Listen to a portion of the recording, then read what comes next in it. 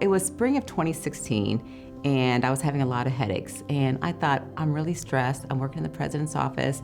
I have 3 kids, got a full-time job. I wanted to be that perfect mom, perfect wife, perfect psychologist, doing all that stuff I needed to do. And so I didn't pay attention to my headaches.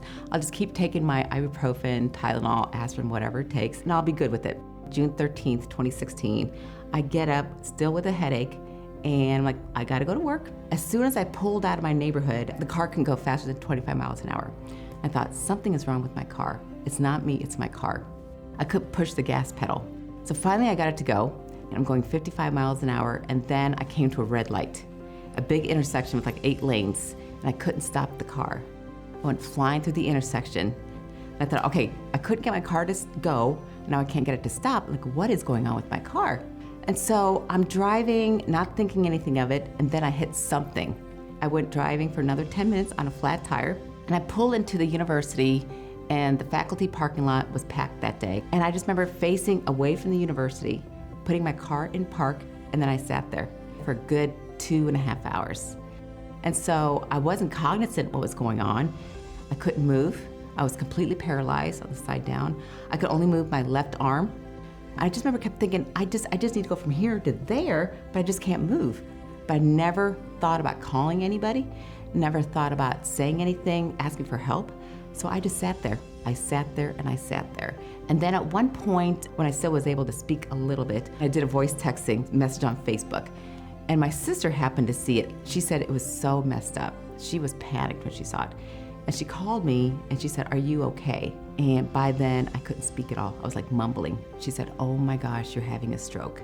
She called the ambulance, and then she called my husband, who was working in Cleveland at the time, and he dropped everything. We get in the hospital, I'm in the emergency room, and I remember my daughter walked in and she looked at me and my face was a little crooked and I couldn't talk, and she started crying.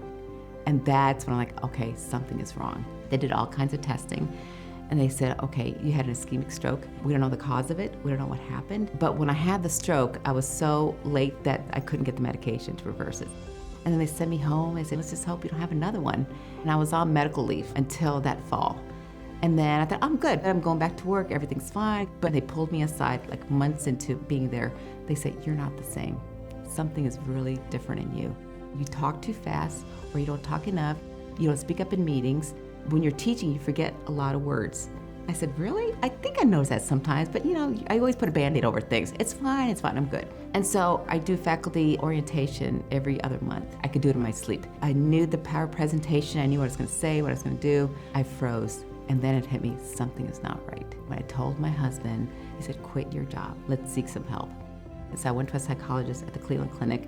After 8 hours of testing, she called me and she said, you're very bright, very ambitious, but you've lost a lot of brain cells sitting in that car. And she said, you have a condition called aphasia. So then I got into speech therapy, and then I got into some counseling, and the counseling was hard. She said, you are dealing with loss and grief for your identity, like what you used to do, because life has changed. And I said, oh my gosh, it has drastically changed, but you have to find a new identity for you. And that was hard to hear. That was really hard to hear. I knew I couldn't stand up and teach in front of 300 students like for 50 minutes at a time, which I really enjoyed. I love teaching. And I always say, when you go through life hardships, you could do 2 things, make it bitter or make it better. I choose to make it better. I wanted to join because I wanted to be in that community of sharing and helping other women raise awareness, because it's not about me anymore. We have to support each other. We have to get educated on what is going on. I think a lot of my issues were from lack of education. Like, it can't happen to me. I'm 51, I'm good, life is great. If you're feeling something is not right with your body, you have to get it checked out. That was my biggest mistake. I was having all these headaches. My blood pressure was going up and up and up, and I didn't know that. And never in a million years would I thought I had a stroke. Never. There's no history of it, like nothing. I just want to raise a community of, this is what's going on. I went through this, and my purpose is to educate people. That's how I feel. I'm Rajini, and I'm a stroke survivor.